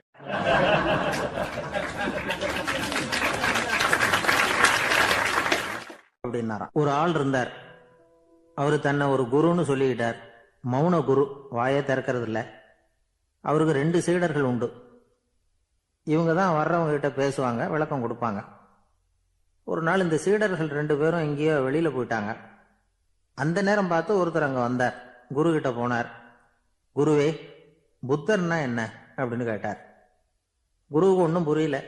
அவர் உண்மையான குருவா இருந்தாவில புரியும். திருன்னு முழிக்க ஆரம்பிச்சார்.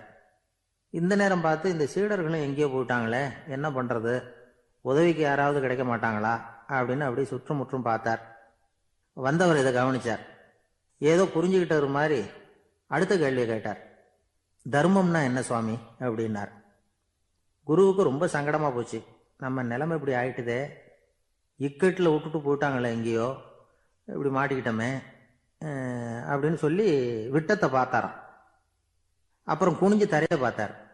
அப்படியே உட்காந்துட்டார். வந்தவர் உடனே அடுத்த கேள்விக்கு போயிட்டாராம். தியானம்னா என்ன சுவாமின்னாராம். பாவம் என்ன பண்ணுவார் அந்த குரு, பேசாம கண்ணை கெட்டியா மூடிக்கிட்டார். இது ஏதடா வம்பா போச்சுன்னு. இவர் இப்படி பண்ணா கூட வந்தவர் சளைக்கல. இன்னொரு கேள்வியும் கேட்டார். ஆசீர்வாதம்னா என்னன்னாராம்.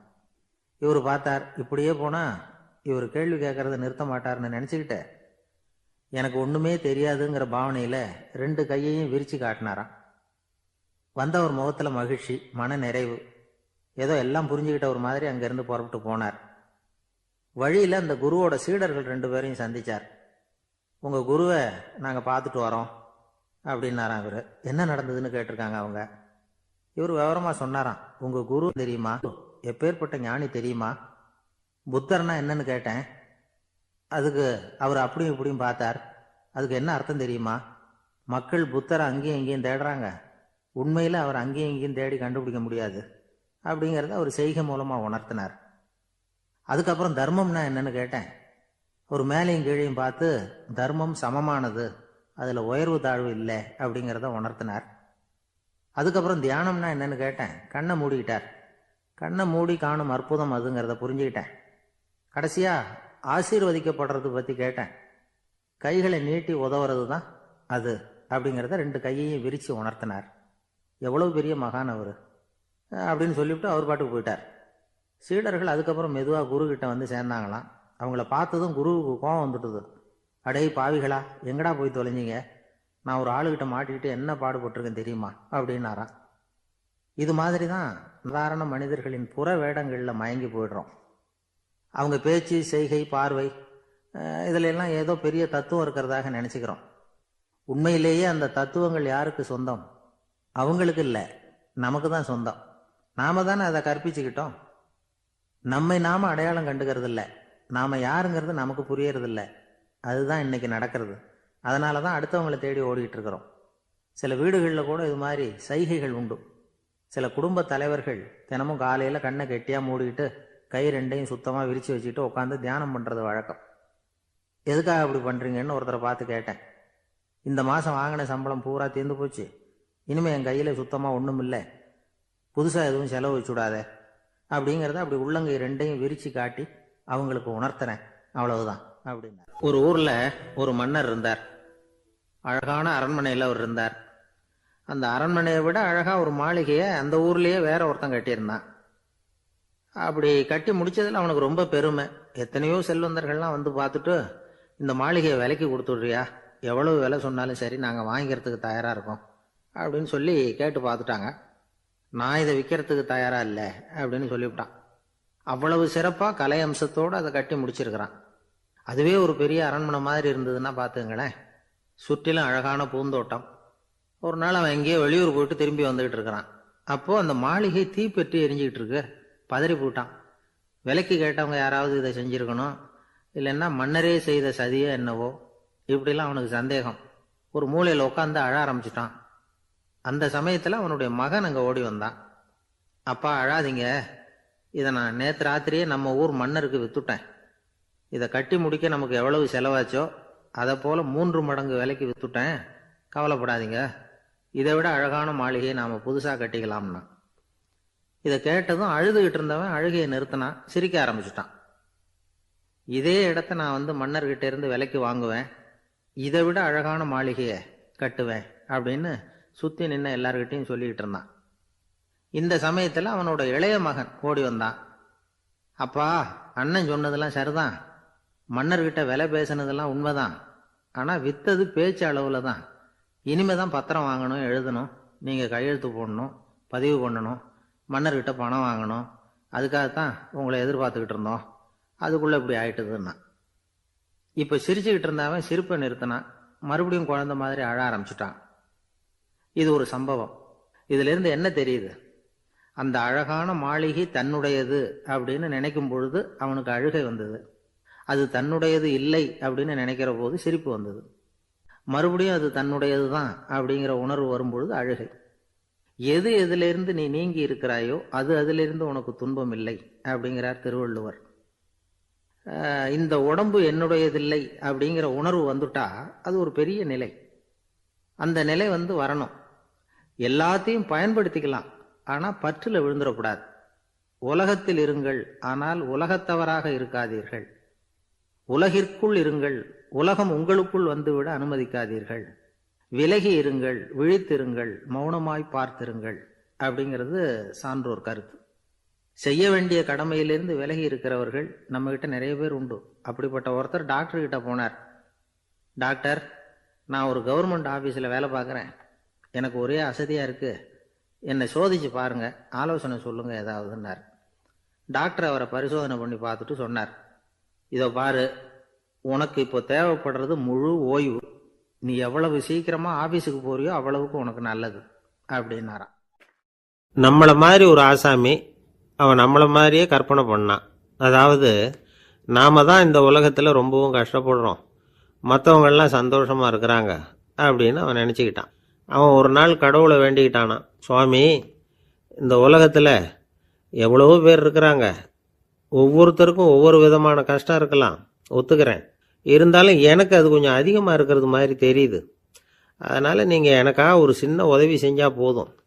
அது வேற ஒண்ணும் இல்லை, என்கிட்ட இருக்கிற துயரங்களை இன்னொருத்தர் யாருக்கிட்டையாவது கொடுத்துருங்க, அவர்கிட்ட இருக்கிற துயரங்களை என்கிட்ட மாற்றி கொடுத்துருங்க. ஒரு மியூச்சுவல் டிரான்ஸ்ஃபர், அவ்வளவுதான். அப்படி பண்ணிவிட்டா போதும் அப்படின்னு வேண்டிக்கிட்டானான். அன்னைக்கு ராத்திரியே அவன் ஒரு கனவு கண்டிருக்கான். வானத்திலிருந்து ஒரு குரல் கேட்டிருக்கு. அது என்ன சொல்லிச்சு தெரியுமா? ஏ ஜனங்களே, எல்லாரும் அவங்கவுங்க கஷ்டங்களை ஒரு பையில போட்டு எடுத்துக்குங்க. அப்படி எடுத்துக்கிட்டு நேராக இந்த ஊர் எல்லையில் இருக்கிற கோயிலுக்கு சேருங்க அப்படின்னு அந்த குரல். ஆஹா, கடவுள் நம்ம பிரார்த்தனைக்கு செவி சாய்ச்சுட்டார் அப்படின்னு சந்தோஷப்பட்டான் இவன். உடனே என்ன பண்ணான்? தன்கிட்ட இருந்த கஷ்டத்தையெல்லாம் ஒரு சாக்கு பையில போட்டு எடுத்துக்கிட்டான். வீட்டை விட்டு வெளியில் வந்தான். தெருவில் இறங்கி நடக்கிறான். அங்கே பார்த்தா ஏகப்பட்ட பேர் ஆளுக்கு ஒரு பையை தூக்கிக்கிட்டு கோயிலுக்கு போய்கிட்டு இருக்கிறாங்க. சில பேர் மூட்டையாக கட்டி தலையில் சுமந்துக்கிட்டு போய்கிட்டு இருக்கிறாங்க. இவன் பார்த்தான். இவனுக்கு ரொம்ப ஆச்சரியமா இருந்தது. ஏன்னா எல்லாரும் வச்சிருக்கிற பை இவன் பையை விட பெருசா இருந்தது. இவன் பை தான் இருக்கிறதுலயே கொஞ்சம் சின்னதா தெரிஞ்சது. இப்ப அவன் மறுபடியும் சாமியை வேண்டிக்கிட்டான், கடவுளே, இப்போ உள்ள சூழ்நிலையை கவனிச்சா என்கிட்ட இருக்கிற பையே பரவாயில்லன்னு தோணுது. அதனால வேற பை எதையும் மாற்ற வேணாம், இதுவே பரவாயில்ல, இந்த பையோட திரும்பி வீட்டுக்கு போனா போதும்னு நினைக்கிறேன் அப்படின்னு எதோ நினைக்க ஆரம்பிச்சுட்டான் அவன். எல்லாரும் கோயிலுக்கு போய் சேர்ந்தாங்க. கோயிலில் அந்த குரல் மறுபடியும் கேட்டுது. எல்லாரும் அவங்கவுங்க பைகளை சுகத்துல தொங்க விடுங்க, திடீர்னு விளக்குகள் அணையும், மணி அடிக்கப்படும், அதுதான் அடையாளம். அந்த சமயத்தில் இருட்டில் உங்களுக்கு வேண்டிய பைய நீங்கள் மாற்றி எடுத்துக்கலாம், தேர்ந்தெடுத்துக்கலாம். வெளிச்சம் இருக்கிறப்பவே உங்களுக்கு பிடிச்ச பைக்கு பக்கமாக பார்த்து நீங்கள் நின்றுக்கலாம் அப்படின்னு சொல்லி விவரம் சொல்லிச்சான் அந்த குரல். அப்படி சொன்னதுக்கு அப்புறம் திடீர்னு விளக்கு அணைஞ்சுது, மணி அடிச்சுது. கொஞ்ச நேரம் கழிச்சு மறுபடியும் விளக்குகள்லாம் எரிஞ்சுது. இப்போ பார்த்தா எல்லாரும் அவங்கவுங்க பையையே கெட்டியாக பிடிச்சிக்கிட்டு நிற்கிறாங்க. இவனும் அப்படியே நிற்கிறான்.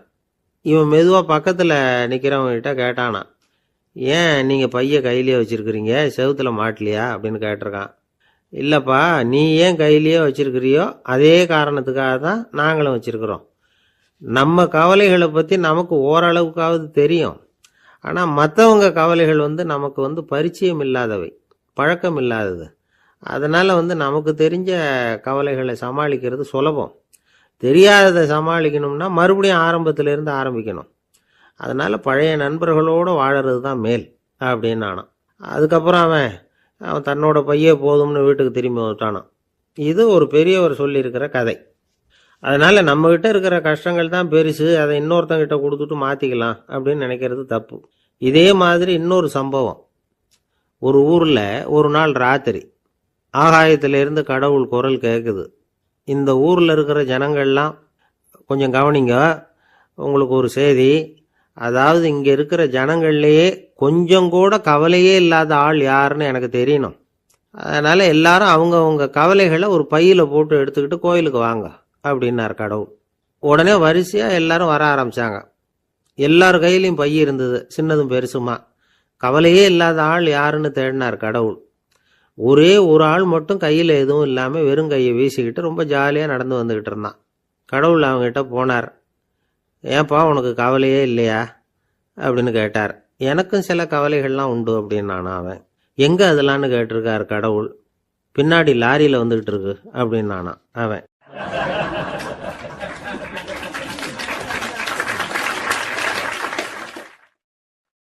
உங்க மேலே எனக்கு அளவு கடந்த அன்பு அப்படின்னு யாராவது சொன்னா அதை அலட்சியமாக நினச்சிடக்கூடாது.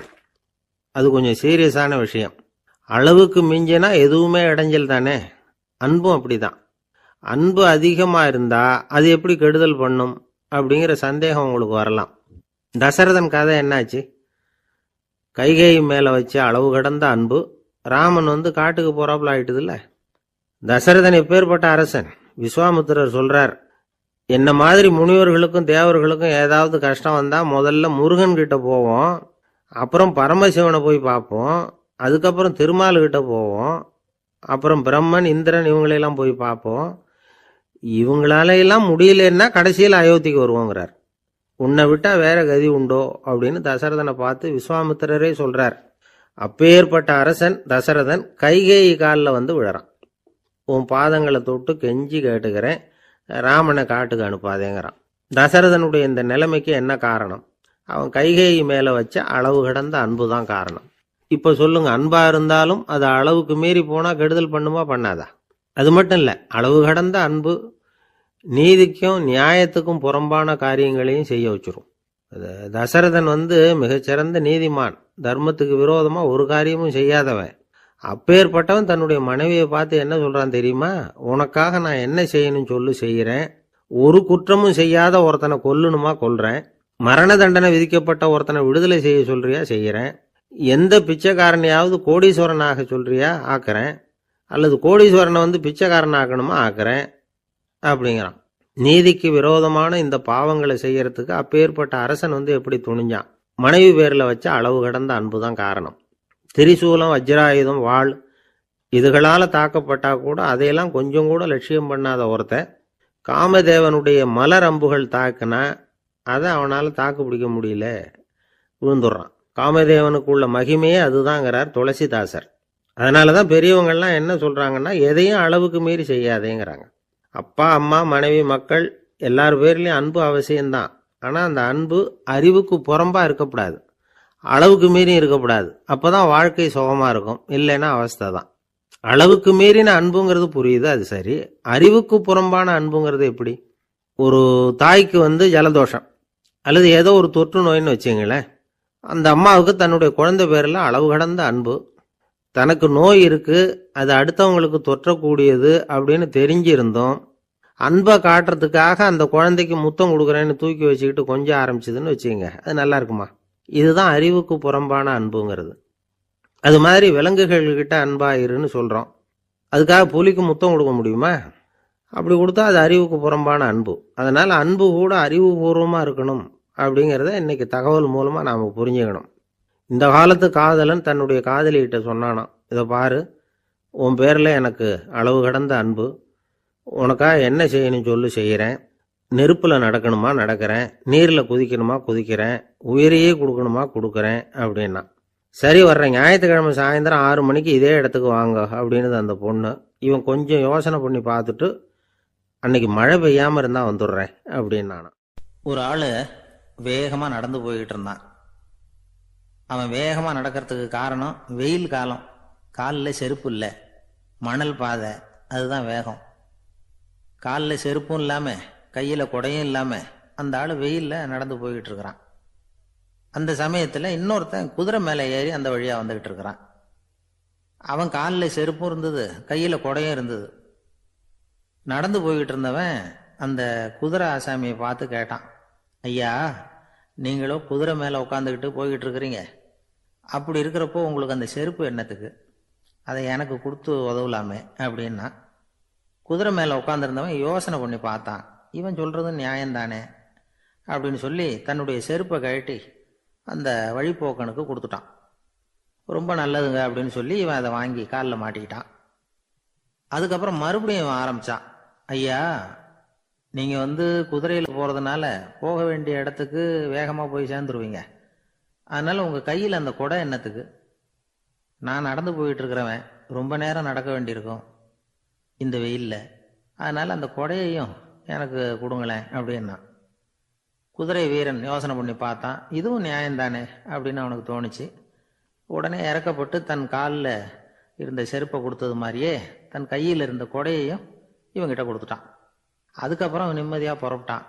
இப்போ மறுபடியும் கை தட்டி அவனை நிறுத்தினான். கீழே நின்றுட்டு இருந்தவன், என்னப்பா ஏன் என்ன நிறுத்தினேன், இன்னும் ஏதாவது வேணுமா உனக்கு அப்படின்னா குதிரையில் இருந்தவன். இவன் மெதுவாக வாயை திறந்து, அந்த குதிரையையும் என்கிட்ட கொடுத்துருங்களேன்னா. அந்த குதிரை வீரன் இப்போ ஒரு கணம் யோசனை பண்ணி பார்த்தான். உடனே என்ன பண்ணான் தெரியுமா?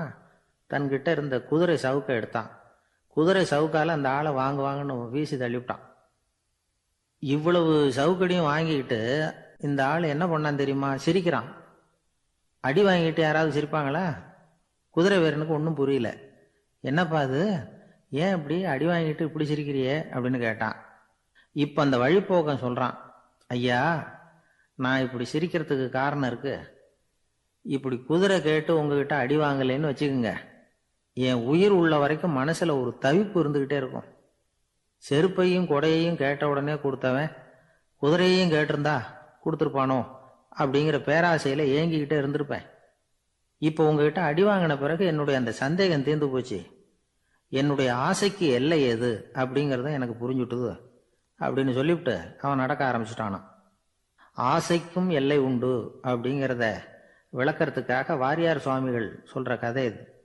இந்த காலத்துலேயும் ஒருத்தன் அது மாதிரி கொடை செருப்போட குதிரையில் போய்கிட்டு இருந்தான். எதிரில் நடந்து வந்தவன், ஐயா உங்கள் கொடையை எனக்கு கொடுங்களேன்னு கேட்டான். உடனே அவன் குதிரையிலேருந்து கீழே குதிச்சு அவனை சாட்டையால் அடிக்க ஆரம்பிச்சிட்டான். இன்னொருத்தர் அந்த வழியாக வந்தவர் இதை பார்த்தார்.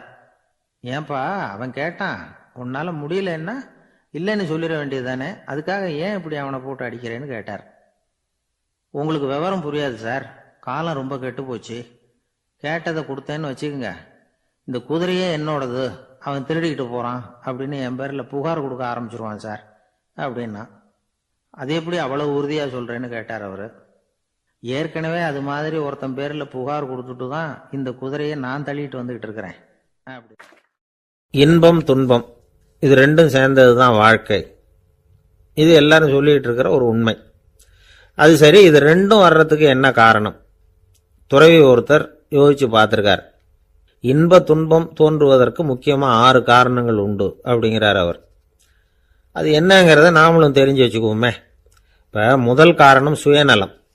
ஒரு தாயார் தன்னுடைய சுயநலம் கருதி தன்னுடைய மகன் இன்பமாக இருக்கணும்னு ஆசைப்படுறாங்க. மகனும் அப்படியே ஆசைப்படுறான். அதனால் தாயாரின் இன்ப துன்பங்களை பார்த்துட்டு மகனும் இன்ப துன்பம் அடையிறான்.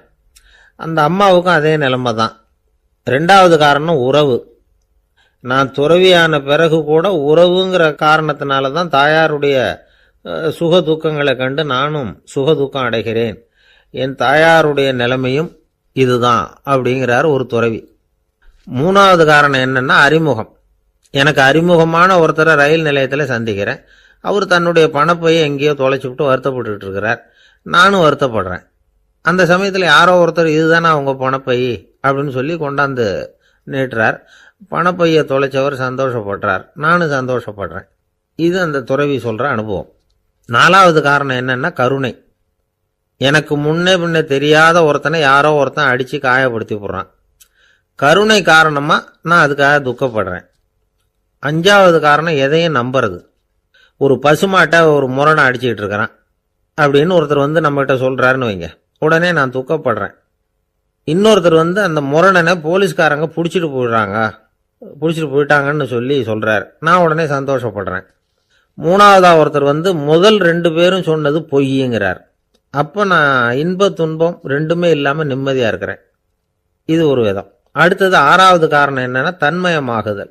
ஒரு நாவல் படிச்சுக்கிட்டு இருக்கிறோம், அதில் வர்ற பாத்திரங்களோட நாம் ஒன்றி போயிடுறோம். அதில் வர்ற பாத்திரங்கள் சிரிச்சுதுன்னா நாமளும் சிரிக்கிறோம், அது அழுதுன்னா நாமளும் அழறோம்.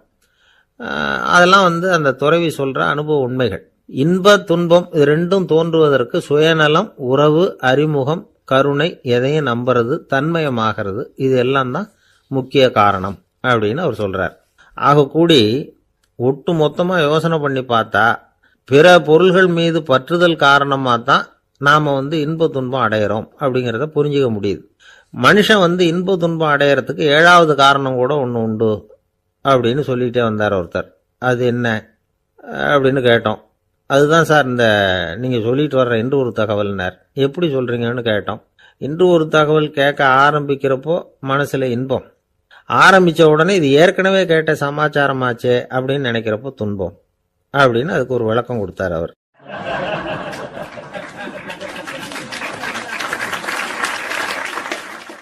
ஒரு காட்டுல ஒரு முனிவர் இருந்தார். ஒரு நாள் அவரை தேடிட்டு 4 பேர் வந்தாங்க. சுவாமி, எங்களுக்கு ரொம்ப நாளா ஒரு சந்தேகம்னாங்க. என்னன்னு கேட்டார். இந்த உலகத்துல எவ்வளவோ காரியங்கள் நடக்குது, எது நியாயம் எது அநியாயம் அப்படின்னு புரிஞ்சுக்க முடியலன்னாங்க. அது யாராலையும் புரிஞ்சுக்க முடியாதுன்னார் முனிவர். வந்தவங்களுக்கு ஆச்சரியமா போச்சு, ஒரு மாதிரியா பார்த்தாங்க. இதை முனிவர் கவனிச்சார். சரி, புறப்படுங்க என்னோடன்னார். எங்கன்னு கேட்டாங்க. இப்போ உங்க 4 பேரையும் ஒரு புஷ்பக விமானத்துல அழைச்சிட்டு போறேன். இந்த உலகத்துல சர்வசாதாரணமா நடக்கக்கூடிய ஒரு காட்சியை உங்களுக்கு காட்ட போறேன். நீங்க பார்க்க போற அந்த காட்சி நியாயமா அநியாயமா அப்படிங்கிறத என்கிட்ட சொல்லணும். நீங்க சரியான பதில் சொன்னா புஷ்பக விமானத்துல தொடர்ந்து பிரயாணம் பண்ணலாம். தவறான பதில் சொன்னா இந்த புஷ்பக விமானம் உங்களை கீழே தள்ளி விட்டுரும் அப்படின்னார். 4 பேருக்கும் பயம்தான். இருந்தாலும் முனிவர் கூப்பிடுறாரு அப்படின்னு சொல்லி புறப்பட்டாங்க. அவங்க எல்லாரும் புறப்பட்டு ஒரு காட்டு வழியா போய்கிட்டு இருக்கிறாங்க புஷ்பக விமானத்துல. அங்க நடக்கிற ஒரு காட்சியை காட்டுறார் முனிவர். அதோ அங்க பாருங்கன்னார். அந்த விமானத்துல இருந்தபடியே எல்லாரும் கீழே குனிஞ்சு பாக்குறாங்க. அங்க ஒரு தாய் புலி அப்பதான் குட்டி போட்டிருக்கு. குட்டிகளை ஈன்ற உடனே பசிக்கு இறை தேடி அந்த பக்கமா வருது. அதே நேரம் ஒரு தாய் மான், அதுவும் அப்பதான் குட்டி போட்டிருக்கு. அதுவும் இதே மாதிரி குட்டிகளை ஈன்ற உடனே பசிக்கு இறை தேடி அந்த பக்கமா வருது. இப்ப அந்த புலி அந்த மானை அடிச்சு போட்டுடுது. அதுவும் சாப்பிடுது, குட்டிகளுக்கும் கொடுக்குது. இப்போ அந்த புலிக்குட்டிகள் முகத்துல மகிழ்ச்சி, தாயை இழந்த அந்த மான் குட்டிகள் முகத்துல துக்கம். இப்போ அந்த முனிவர் 4 பேர்கிட்டையும் கேட்கிறார், நீங்க இங்க பாத்தீங்களே, இதுல எது நியாயம் எது அநியாயம்? ஒவ்வொருத்தரா சொல்லுங்க. உங்க பதில் சரியில்லைன்னா இந்த விமானம் உங்களை கீழே தள்ளி விட்டுரும். சொல்லுங்க பார்க்கலாம்னார். முதல்ல ஒருத்தன் சொன்னான், அந்த புலி செஞ்சது சரிதாங்க.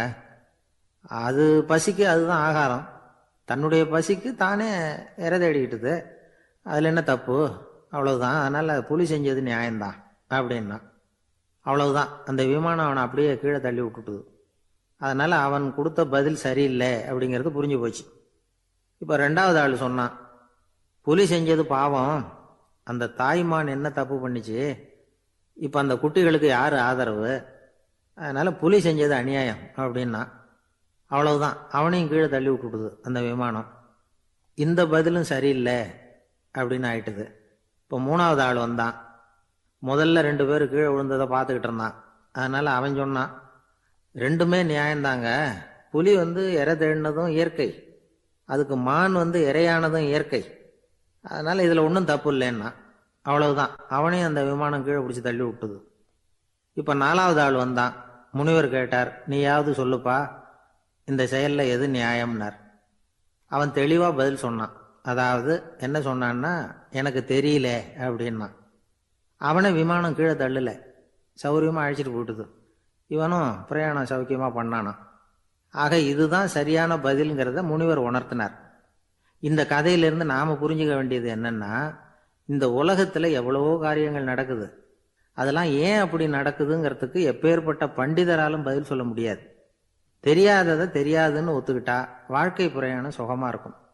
அதனால தேவையில்லாத விஷயங்களை புரிஞ்சுக்கிறதுக்கு நேரத்தை செலவு பண்ணிட்டு இருக்கக்கூடாது. வாழ்க்கையை குழப்பிக்க கூடாது. வாழ்க்கைக்கு தேவையானது என்னவோ அதை மட்டும் புரிஞ்சுக்கிட்டா போதும்.